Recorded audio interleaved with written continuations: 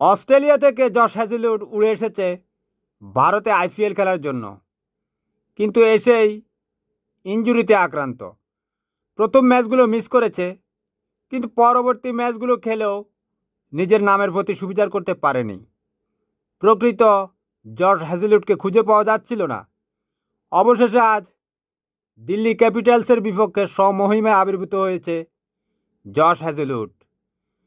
RCB অর্থাৎ royal Challengers Bengaluru টসে জিতে ফিল্ডিংয়ের সিদ্ধান্ত নিলে ইনিংসের দ্বিতীয় ওভারে বোলিং করতে আসে জশ হ্যাজেলউড।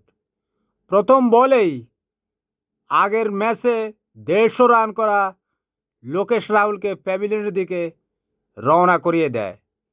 পরের বলেই আবারও শামির রিজভী ক্যাচ দিয়ে প্যাভিলিয়নের দিকে যেতে থাকে, আর লোকেশ রাহুলকে বলতে থাকে, একলা কিউ যা রা হ্যায়, মুঝে ভি সাথ লে লো।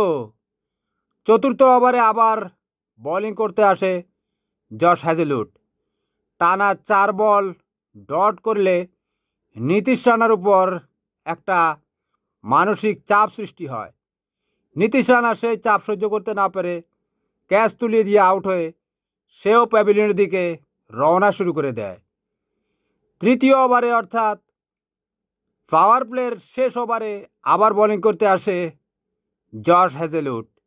এ ওভারে কোনো উইকেট না পেলেও মাত্র 2 রান খরচ করে। শেষ ওভারে আবারও জশ হ্যাজেলউড অভিষেক পোরেলের স্টাম্প উড়িয়ে দিয়ে মাত্র 12 রান খরচায় 4 উইকেট তুলে নিয়ে জশ হ্যাজেলউড প্রমাণ করে দেয়, अभी तक बहुत फिक्सर बाकी है। আল্লাহ হাফেজ, ভালো থাকবেন।